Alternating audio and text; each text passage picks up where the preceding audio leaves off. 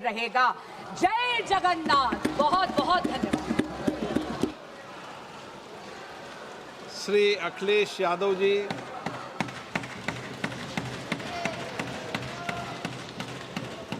अध्यक्ष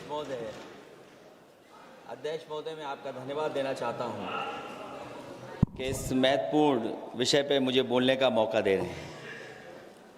मैं अपने साथी माननीय सदस्य गौरव गोगोई जी के से सहमत हूं। बहुत सारे महत्वपूर्ण उन्होंने बिंदु उठाए और अध्यक्ष महोदय,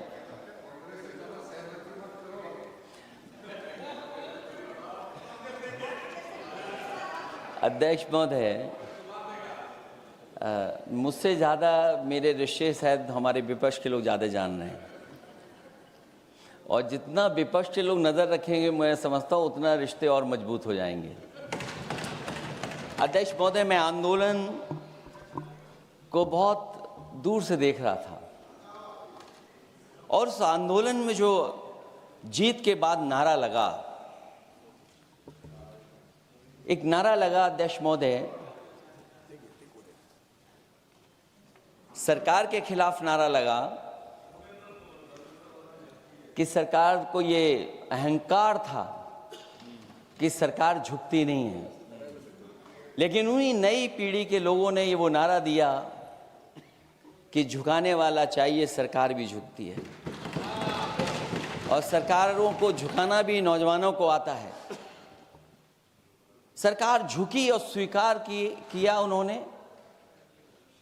जो करोड़ों नौजवान जो मांग कर रहे थे कि सबसे पहले जो मंत्री जी हैं वो इस्तीफा दें, और बिंदु दूसरे अलग हैं जो हम लोगों को जानकारी में मिल रहा है। अध्यक्ष महोदय, सरकार हर विषय पे स्वीकार किया है, लेकिन पता नहीं अध्यक्ष महोदय ये बात समझ में नहीं आ रही है कि सदन में उन आश्वासनों को क्यों नहीं रख रही है सरकार जो सहमति बनी है।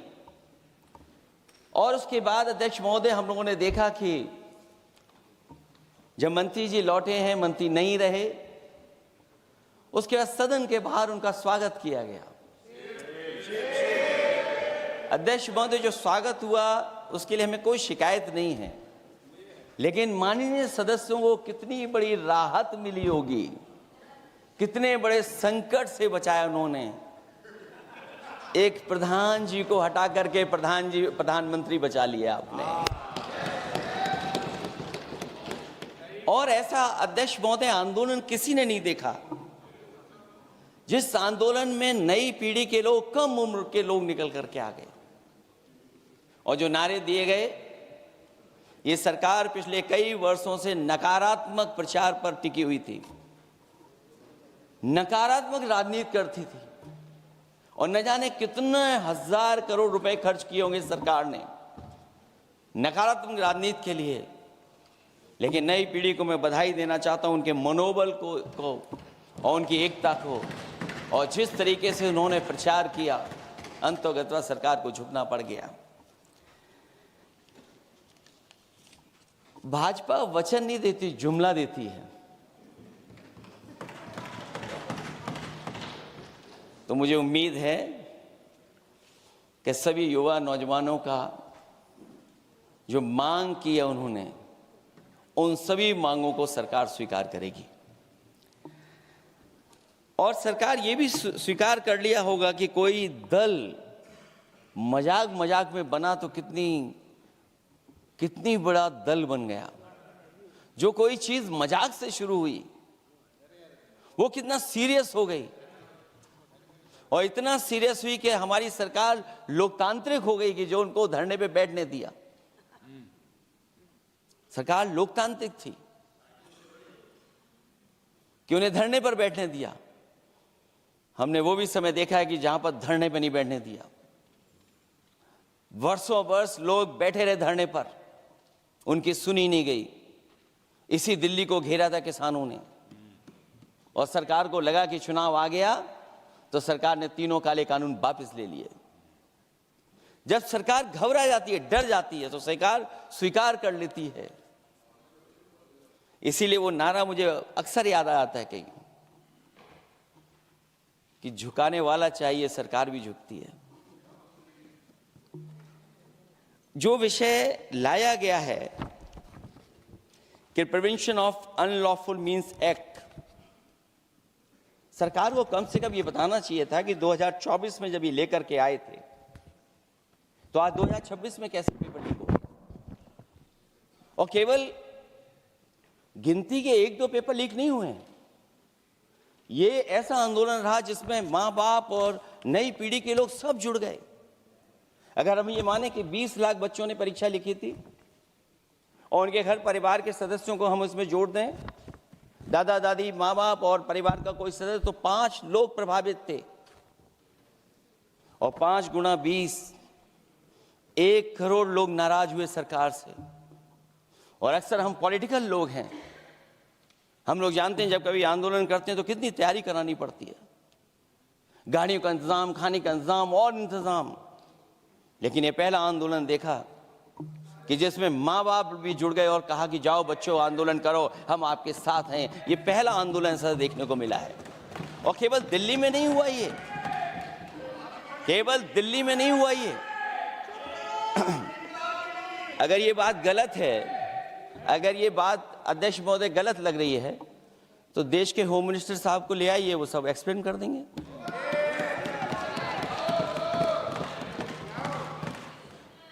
पहला आंदोलन जिसमें माँ बाप ने साथ दिया, क्योंकि परीक्षा से कितना दुखी हैं लोग। ये जो परीक्षाएं लीक हुई हैं, कई महीनों पहले ये किताब बना दी थी। और अध्यक्ष महोदय, जो लोग चढ़ावा चोरी नहीं बचा पाए, वो पेपर लीक कैसे बचा पाएंगे। जो भगवान के दरबार से दान गायब हो गया, दान चला गया, वो लोग पेपर लीक बचाएंगे। किस कानून को, जो कानून पहले बनाया उसी कानून का संशोधन करके लेकर आए हैं। किसकी आंखों में आप धूल झोंक रहे हैं। और अगर कानून से बच रहा होता तो भाजपा की 10 साल की सरकार में 20 परीक्षाएं कैसे लीक हो गई। 20 परीक्षाएं लीक हुई अध्यक्ष महोदय, जिसमें कोर्ट तक जाना पड़ा, उसके बाद परीक्षा रद्द हुई है। दरोगा भर्ती का पेपर लीक हो गया, जूनियर इंजीनियरिंग के भर्ती का पेपर लीक हो गया, ग्राम विकास पंचायत अधिकारी का पर्चा लीक हो गया, नलकूप चालक भर्ती का, यूपी टीईटी का परीक्षा लीक हुआ। और एक बार नहीं हुआ, 3 बार पेपर लीक हुआ यूपी टेट का। हाई स्कूल बोर्ड का परीक्षा लीक कर दिया, इंटरमीडिएट की बोर्ड की परीक्षा लीक हुई, इंटरमीडिएट का फिर परीक्षा का लीक हुआ, कई बार हुई। सिपाही भर्ती लीक हुई। आप सोचिए कितनी परीक्षाएं लीक हुई हैं। और नीट परीक्षा कोई पहली बार लीक नहीं हुई, दोबारा लीक हो गई, कानून बनने के बाद लीक हुई। सहायक प्रोफेसर भर्ती लीक है, लेखपाल भर्ती लीक हुई। यूपी जैसे स्टेट, जो सबसे बड़ा स्टेट है, जहां से प्रधानमंत्री चुन करके आते हो, वहां तक पेपर लीक हो जा रहा है। और जो संस्था परीक्षा एग्जामिनेशन करा रही है, वो एनटीए में भी आउटसोर्स कर दिया आपने। हम विपक्ष के लोगों को तो डर ये लगता है अध्यक्ष महोदय, कहीं ऐसा ना हो कि ये पूरी सरकार को आउटसोर्स कर दें। आउटसोर्स सरकार है, जो सबसे विश्वसनीय संस्था है, उसमें आउटसोर्स पे आपने कर्मचारी को रखा हुआ है। किस बात की जवाबदेही है? यही अकाउंटेबिलिटी है आपकी? कहीं अकाउंटेबिलिटी ये तो नहीं है, आप अकाउंटेबिलिटी को ये कहीं समझ बैठे हों कि अकाउंट को भर दे वो एबिलिटी वाला ही हमें चाहिए। कहीं वो अकाउंटेबिलिटी तो नहीं है। आप बताइए, एनटीए को आउटसोर्स किया हुआ है आपने। जिस संस्था की जिम्मेदारी है महत्वपूर्ण परीक्षा कराने की, उसमें सब आउटसोर्स। और ये सच कहा कि कांग्रेस पार्टी के माननीय सदस्य ने मांग की है कि वो हम लोगों को पता होना चाहिए आखिरकार कौन लोग थे जो आउटसोर्स होकर के बैठ करके परीक्षा में इस तरह की घोटाला कर रहे थे। आखिरकार जवाबदेही क्या है, किसकी थी? और फिर केवल नीट की परीक्षा की बात करें और परीक्षाओं की बात करें, अगर हम अध्यक्ष महोदय, जब से सरकार बनी है तब से सरकार की कोशिश रही है कि शिक्षा, परीक्षा और यूनिवर्सिटी का ताना बाना पूरा ध्वस्त हो जाए, उसको एक रंगी बना दें हम, उसमें अंडरग्राउंड अनरजिस्टर्ड लोग शामिल हो जाएं। ये पिछले जब से भारतीय जनता पार्टी की सरकार आई है तब से हो रहा है। और फिर शुरुआत कहां से होती है? क्योंकि आप नहीं चाहते कि देश के गरीब लोग पढ़ें लिखें आगे बढ़ें। सरकार ने सबसे पहले हमला किया प्राइमरी स्कूल पर, और प्राइमरी स्कूल कितने बंद किए हैं आपने? जहां से बच्चे की शिक्षा की यात्रा शुरू होती है। एक गरीब परिवार का बेटा, बच्चे कहां से पढ़ करके निकलते हैं? सबसे पहले प्राथमिक शिक्षा सरकारी स्कूलों से पढ़ करके निकलते हैं। हमारे बहुत सारे माननीय सदस्य होंगे, वो उन्हीं प्राथमिक विद्यालयों से पढ़ करके आज इस सदन तक पहुंचे होंगे। आपने सबसे पहले स्कूलों पे हमला किया, और प्राइमरी से लेकर के नौकरी तक पे आपने हमला किया है। युवाओं के भविष्य पर आपने चोट पहुंचाने का काम किया है। और जो प्राइमरी स्कूल जो आपने बंद किए हैं, वो इसीलिए बंद किए हैं आपने कि पिछड़े, दलित और गरीब के वर्ग के परिवारों के बच्चे पढ़ लिख न जाएं। क्योंकि आज भी अगर हम देखते हैं प्राइमरी स्कूल में कौन पढ़ने जा रहा है? सबसे समाज के गरीब परिवार के बच्चे पढ़ करने जा रहे हैं। सबसे पहला हमला आपने वही किया, और इसीलिए किया क्योंकि नींव पर ही अगर हमला होगा तो ये आगे नहीं बढ़ पाएंगे। जो आंकड़े सरकार के बताए गए हैं, 1 लाख से ज्यादा सरकारी प्राइमरी स्कूल बंद कर दिए सरकार ने। और अगर ये बात गलत है तो हमें उम्मीद है सरकार इस पर भी जवाब देगी। और अगर हम आंकड़े निकालें तो जो आंकड़े दिखाई दे रहे हैं, यूपी में सबसे ज्यादा प्राइमरी स्कूल बंद हुए हैं। और ये सरकार के आंकड़े हैं कि 7 लाख से ऊपर विद्यालय थे जो अब 6 लाख रह गए हैं। और यूपी में तो सबसे ज्यादा बंद हुए हैं। उत्तर प्रदेश में 26,386 सरकारी प्राइमरी स्कूल बंद कर दिए सरकार ने। और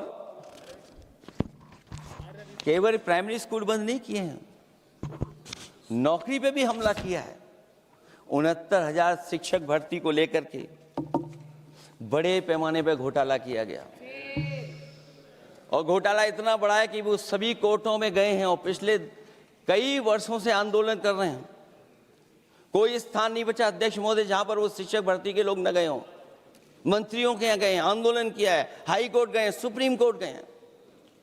लेकिन देखिए सरकार भी कमाल की है कि सरकार उनको नौकरी नहीं देना चाहती। और इसलिए नौकरी नहीं देना चाहती है क्योंकि उन्होंने भर्ती गलत की है। और भर्ती में जिन लोगों का अधिकार छीना है वो सबसे ज्यादा पिछड़े और दलित परिवार के बेटे, जिनका अधिकार इस सरकार ने छीना है। और ये अगर बात नहीं ठीक है तो हमें उम्मीद है कि सरकार इसका भी जवाब देगी। माध्यमिक स्कूलों को भी बंद किया जा रहा है और बड़े पैमाने पे स्कूल बंद हुए हैं।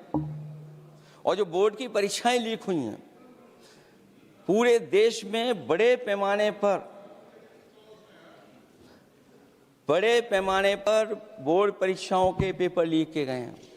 अध्यक्ष महोदय, हम जानना चाहते हैं कि आखिरकार 10वीं और 12वीं के पेपर लीक क्यों हो रहे हैं? 10वीं और 12वीं के पेपर लीक क्यों हो रहे हैं? इसके लिए अगर कोई सरकार के पास जवाब हो तो बताएं।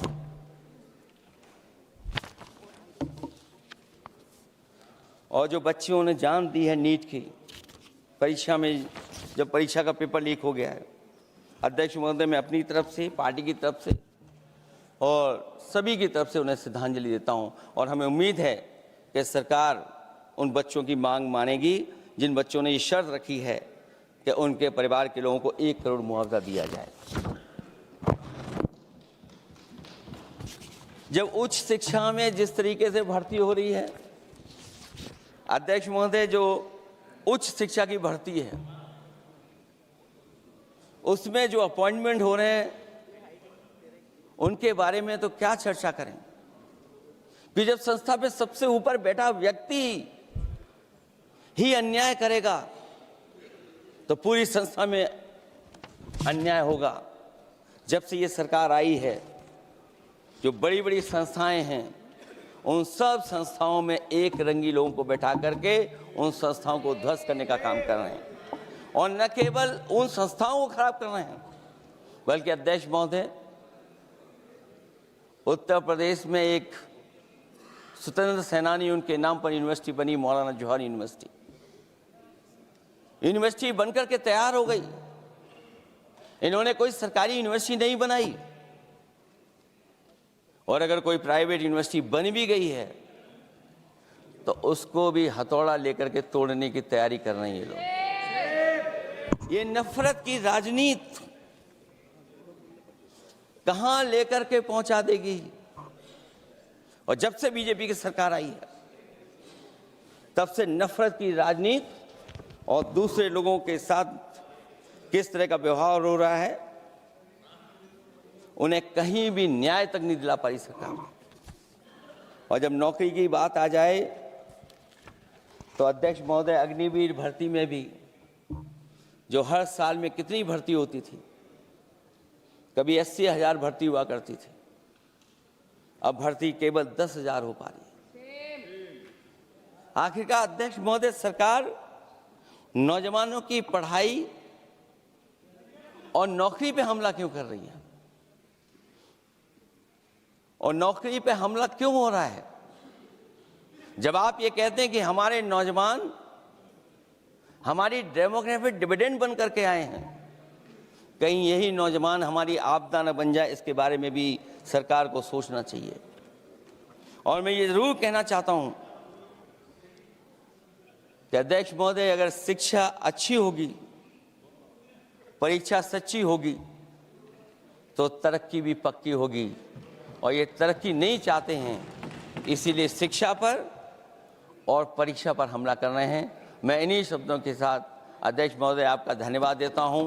और जो बिल लेकर के आए हैं आप, बिल तो 24 में भी लेकर के आए थे आप, जो 24 में बिल लेकर के आए थे उसके बाद नीट परीक्षा का पेपर लीक क्यों हो गया, ये आप बता देना मंत्री जी।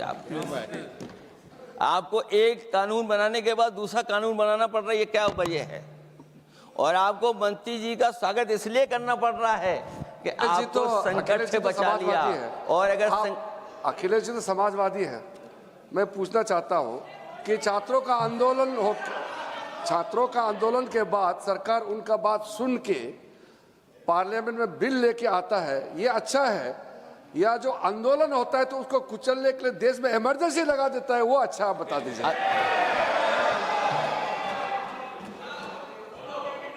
अध्यक्ष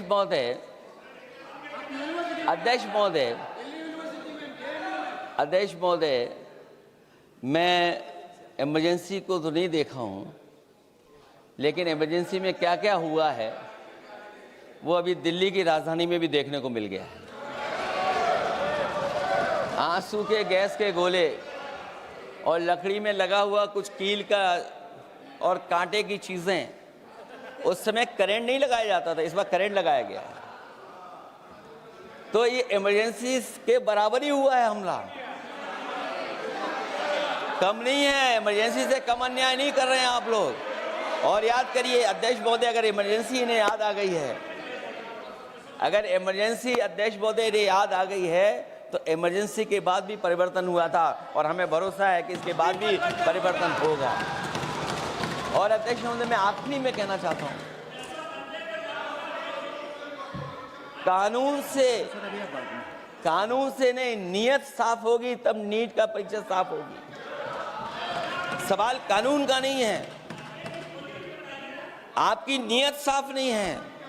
और जिस समय आपकी नियत साफ होगी तो परीक्षा भी साफ हो जाएगी। और हमारे साथी जो कुछ और बातें उठा रहे हैं, आज मौका नहीं है आज मौका नहीं है, लेकिन आपको भगवान भी माफ नहीं करेंगे क्योंकि आप चढ़ावा चोरी में शामिल हुए हैं। और चढ़ावा ही नहीं, जो गुप्त दान था वो भी चोरी हुआ है, गुप्त दान। और ये पाप की श्रेणी में नहीं आता है, महापाप की श्रेणी में आता है। Akhilesh ji bill pay. और अध्यक्ष महोदय, आखिरी में मैं इतना ही कहना चाहता हूं, शिक्षा की रक्षा के लिए जो आंदोलन हुआ है वो हमेशा आंदोलन जीतेंगे। बहुत बहुत धन्यवाद, बहुत बहुत आभार प्रकट करता हूं आपका। Shri Abhishek Banerjee. Thank you, sir. I rise here today to speak on